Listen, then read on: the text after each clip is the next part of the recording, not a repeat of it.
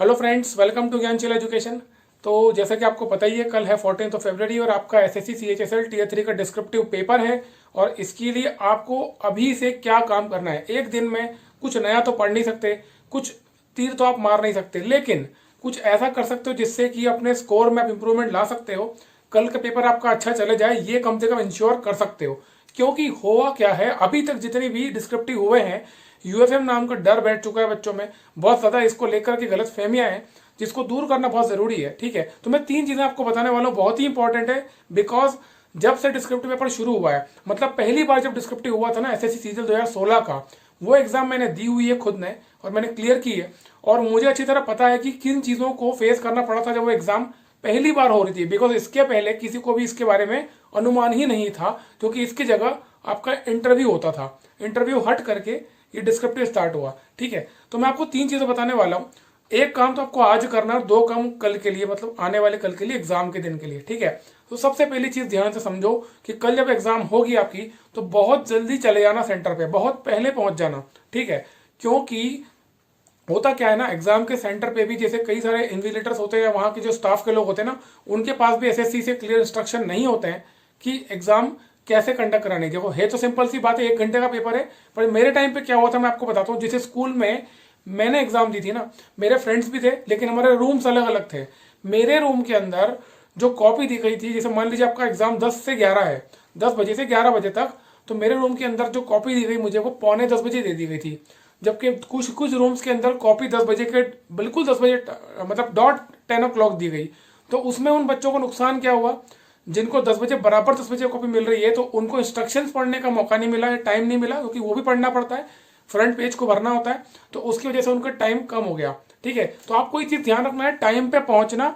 और टाइम पे पहुंच कर आप, अगर आपको कॉपी 10-15 मिनट 20 मिनट पहले नहीं मिलती, तो आप उसकी डिमांड करना। जैसे बहुत सारे बच्चे बैठे रहते हैं, कुछ बोलते नहीं है, ऐसी गलती मत करना, आपके करियर का सवाल है। ठीक है, और आपका करियर इंपॉर्टेंट है, और आप जब भी आपको लगता है कुछ बोलना है तो बोलना चाहिए। अगर आपको लगता है कि कॉपी ये नहीं दे रहे हो, ये कह रहे हैं कि हम टाइम पे आपको देंगे, तो ऐसा नहीं है, उनको पहले देना पड़ेगी। बिकॉज 1 घंटा जो आपको मिला है वो ऐसे राइटिंग और लेटर राइटिंग ही मिला है, इंस्ट्रक्शन पेज पढ़ने के लिए आपको अलग से समय मिलना चाहिए, और वो रूल है।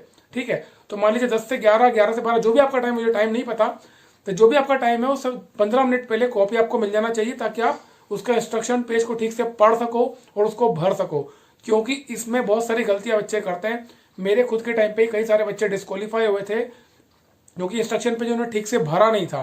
ठीक है, तो इंस्ट्रक्शन पेज पे आपको एक तो सबसे पहली चीज तो आपका रोल नंबर आपको भरना होता है, उसके बाद में सिग्नेचर आपका, और सबसे इंपॉर्टेंट चीज मीडियम ऑफ राइटिंग। जिस मीडियम में आप पेपर लिख रहे हो, इंग्लिश या हिंदी, उस पर टिक करना मत भूलना। क्योंकि मेरे टाइम में बहुत सारे, मतलब हंड्रेड्स ऑफ स्टूडेंट ऐसे थे जो करना भूल गए थे, वो फाइनली वो डिस्क्वालीफाई एग्जाम से हो गए थे, और आज तक उनको वो डिस्क्वालीफाइड ही, उनको मतलब जॉब मिला ही नहीं। तो इस लेवल पे आकर के गलतियां नहीं करनी है। ठीक है, इंस्ट्रक्शन पेज को पढ़ना, और पढ़ने के लिए कॉपी पहले ले लेना, और पढ़ करके फिर आप टाइम पे पेपर स्टार्ट करना। ठीक है, तो ये चीज का ध्यान रखना, इसलिए आपको एग्जाम सेंटर पे जल्दी जाना बहुत जरूरी है, ताकि आप एनवायरमेंट से यूज टू हो जाओ। ऑलराइट, ये आपको पहली चीज हो गई। दूसरी चीज, जब आप ऐसे राइटिंग और लेटर राइटिंग करोगे, ऑब्वियसली अब तो प्रेसी राइटिंग में आने लग गया। और मैं लास्ट टाइम बताया ही था, जब इसका सीजीएल का टीयर 3 हुआ था, तो मैंने आपको कहा भी था कि प्रेसी राइटिंग भी आ सकता है, क्योंकि उस सिलेबस में लिखा और वो हो गया। ठीक है, तो ऐसे, लेटर और प्रेसी, 3 चीज में से 2 तो आने ही आना है। ऐसे तो 100% आएगा, और लेटर राइटिंग आएगा, या फिर एप्लीकेशन आएगी, या प्रेसी राइटिंग आएगी। तो एक चीज आप ध्यान रखना, जो भी इंफॉर्मेशन आपको वहां पर दी जा रही है, मतलब कि जो आपको एग्जामिनर क्वेश्चन पेपर में जो इन्फॉर्मेशन दिखी हुई है, उसी को आपको लिखना है, स्पेशली लेटर और एप्लीकेशन में। गलती से भी अपना नाम मत लिख देना, क्योंकि होता क्या है ना, जब हम फ्लो में लिख रहे होते हैं, हम ये मान के चलते हैं कि हम है, क्योंकि आपको लेटर ऐसे ही लिखने को दिया जाएगा ना, कि योर नेम इज XYZ, और ये सिचुएशन है, और आपको इसको लेटर लिखना है। तो कभी कभी क्या होता है ना, फ्लो में आ जाते हैं और आप आखिरी में अपना नाम लिख देते हैं। तो ये गलती आप बिल्कुल मत करना।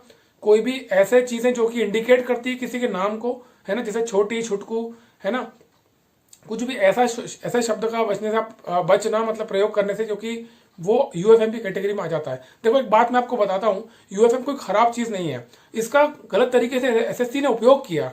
यूएफएम जो है ना, अनफेयर मीन्स, ये कहीं ना कहीं इसलिए है कि कोई भी बच्चा ऐसा ना हो कि वो ऐसे कोई इंडिकेशन छोड़ दे कॉपी के अंदर, जिससे कि चेक करने वाले को मालूम पड़ जाए कि ये कॉपी किसकी है, और उसको अनफेयर तरीके से उसको एक एडवांटेज मिल जाए।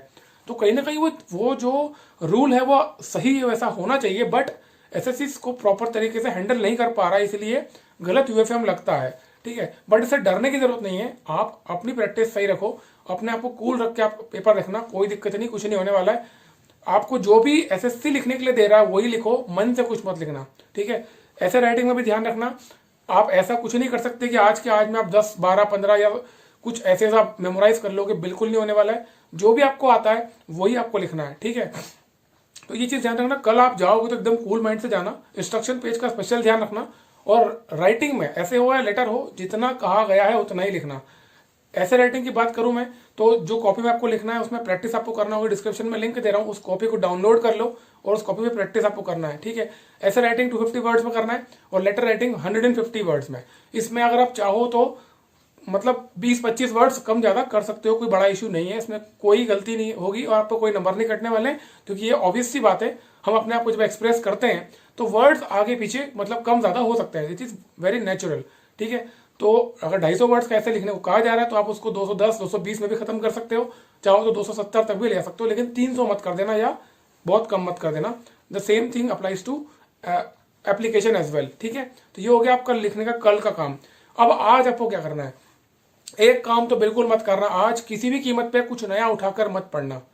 क्यों नहीं पढ़ना, क्योंकि आप एक बात समझो फ्रेंड्स, ये जो एग्जाम हो रही है ना, डिस्क्रिप्टिव एग्जाम, ये पता है क्यों हो रही है? ये हुई है इंटरव्यू को हटाकर, इंटरव्यू को हटा करके डिस्क्रिप्टिव लिया जा रहा है। और इंटरव्यू क्यों होता था? आपकी पर्सनैलिटी को चेक करने के लिए। तो आप जो कुछ भी आपने आज तक पढ़ रखा है ना, उसी नॉलेज को इंटैक्ट करने की कोशिश करो, ना कि कुछ नया पढ़ना। मुझे पता है कई लोग आपको टॉपिक सुझा रहे होंगे, ये टॉपिक आ सकता है, वो टॉपिक आ सकता है, लेकिन अगर आप एसएससी का इतिहास निकाल के देखोगे 2016 से लेकर के आज तक हर बार अनएक्सपेक्टेड टॉपिक आया है, अनएक्सपेक्टेड, है ना। तो बिल्कुल भी अनएक्सपेक्टेड होने वाला है। तो आप क्या करोगे, आज मैंने आपको कॉपी बता दी है, जो सैंपल कॉपी जैसी जो होती है वो भी मैंने आपको डिस्क्रिप्शन में लिंक दे रहा हूँ, देख लेना। और जो कॉपी में आपको प्रैक्टिस करना है ब्लॉक्स वाली 4x12 वाली, वो भी मैं डिस्क्रिप्शन में लिंक दे रहा हूँ, आप डाउनलोड कर लो, उस पर प्रैक्टिस करो। और जितने ज्यादा ऐसे आप लिख सकते हो उतने ऐसे लिखो, जितने लेटर आप लिख सकते हो उतने लेटर लिखो। आप क्या करो, 50-50 मिनट्स के ब्लॉग बनाओ आज ही। जैसे जो अभी वीडियो खत्म होगा 50 मिनट अपना तय कर लो, टाइमर लगाओ और बैठ जाओ। 2 टॉपिक तय करो, एक आपका ऐसे का टॉपिक डिसाइड आप खुद से कर लो कोई सा भी, और लेटर का टॉपिक खुद से कोई डिसाइड कर लो, ये कहीं से आप उठा लो, है ना, कहीं भी आपको मिल जाएगा इसीलिए, या आपने किसी फ्रेंड से पूछ लो एक टॉपिक बता दे भाई, ठीक है। तो वो 50 मिनट में 25 मिनट में आप ऐसे लिखने की कोशिश करो और 25 मिनट में लेटर लिखने की कोशिश करो। ये प्रैक्टिस आप दिन भर में 50-50 मिनट की करो, और जितनी ज्यादा कर सकते हो उतनी ज्यादा करो। बिकॉज केवल वहां पर राइटिंग इंपॉर्टेंट नहीं है, जब आप लिखते हो ना बॉक्सेस में, तो ये भी एक आर्ट है अपने आप में। अपने आप को प्रेजेंट कैसे करना है आपकी राइटिंग में, आप वो भी एक आर्ट होता है, और उसके भी नंबर मिलते हैं। क्लीनलीनेस के भी नंबर मिलते हैं, आपकी कॉपी कितनी स्वच्छ है, कितनी साफ है, उसके भी नंबर मिलते हैं। अगर आपकी कॉपी में आपने हड़बड़ी में बहुत सारा लिख दिया, स्पेलिंग मिस्टेक कर दिया, ग्रामेटिकल मिस्टेक कर दी, या फिर काटा पीटी बहुत ज्यादा की हुई है ना, तो इसका खराब इंप्रेशन जाता है एग्जामिनर पे, और एग्जामिनर ये समझ जाता है कि आपने पढ़ाई नहीं की, इसके लिए आपने तैयारी नहीं की है। और तैयारी का मतलब यही होता है, तैयारी का मतलब ये नहीं होता है कि 100-150 एसेस को रट लिया। तैयारी का मतलब होता है कि जितना भी पढ़ा है ना, उसको लिख लिख कर देखा, एक एक चीज को लिख लिख कर देखा कि हमारी प्रेजेंटेशन कैसी है, हमारी राइटिंग कैसी है, और हो सके तो किसी को चेक भी करवा दो, ताकि किसी को पढ़ के समझ में आए कि हाँ आपने कहाँ कहाँ क्या गलती की है, ठीक है। तो आज के लिए टास्क आपके लिए यही है कि जितना हो सके लिखने की कोशिश करो, जितना ज्यादा लिख सकते हो उतना ज्यादा लिखो, आपके लिए बहुत बेनिफिशियल होगा। बिकॉज कल आप काफी हद तक कंफर्टेबल हो गए, आपको ये पता होगा कि अगर ऐसे आ रहा है, लेटर आ रहा है, तो मुझे कैसे लिखना है ना। तो आज मैंने यही आपसे फिर से रिक्वेस्ट कर रहा हूँ, फिर से आपको यही कहूँगा, सजेशन यही है, किसी भी कीमत पे नया टॉपिक नहीं उठाना, कोई भी नया टॉपिक मत पढ़ो। आपने जो कुछ भी आज तक पढ़ रखा, आपने बहुत कुछ पढ़ रखा है, आपको बहुत कुछ मालूम है ऑलरेडी, जितना भी मालूम है ना उसी को बाहर निकालने की कोशिश करो। और यही चीज अगर जितनी आप डेवलप आज कर सकते हो वो करो, बिकॉज आपको काम भी वही आने वाला है। नया पढ़ने से कुछ नहीं होने वाला है, जितना भी नया पढ़ लो, एग्जाम के एक दिन पहले सब भूल जाने वाले हो। एग्जाम के एक दिन पहले अपनी जितनी भी पावर है, जितनी भी एनर्जी है, उसको इंटैक्ट करने का, उसको एक करने का समय होता है ना। तो वही काम करना है किसी भी कीमत पे, और जितना ज्यादा कर सकते हो उतना ज्यादा करो। ऑलराइट, तो ये मैंने आपको टास्क दिया है, बहुत ही इंपॉर्टेंट चीज है। इस वीडियो को शेयर करो अपने फ्रेंड्स को और बताओ कि क्या करना चाहिए, स्पेशली जो कल आप जाओगे। और इंस्ट्रक्शन पेज वाली बात, और कॉपी 10 से 15 मिनट पहले लेने बार ध्यान रखना, कॉपी 10 बजे टाइम पे नहीं लेना आपको बिल्कुल, ठीक है, कि 1 घंटा शुरू हो रहा हो कॉपी तब मिल रही है, क्योंकि रोल नंबर भरना, या आपके रोल नंबर भरोगे, साइन करोगे, थंब इंप्रेशन लगाओगे, ओके, उसके बाद में आप बहुत सारी चीज़ें पढ़ने की भी होती है ना, इंस्ट्रक्शन पेज पढ़ने के लिए होता है, क्योंकि गलतियां होने की संभावना होती है उसमें भी, तो उसके लिए आपको समय मिलना चाहिए। ठीक है, तो 10-15 मिनट पहले ही कॉपी ले लेना, अगर नहीं दे तो आप मांग के लेना। तो जितना बताया उसको अप्लाई करेंगे आप, ऐसी मैं उम्मीद करता हूँ। वीडियो का यहाँ तक पूरा देखने के लिए थैंक यू सो मच।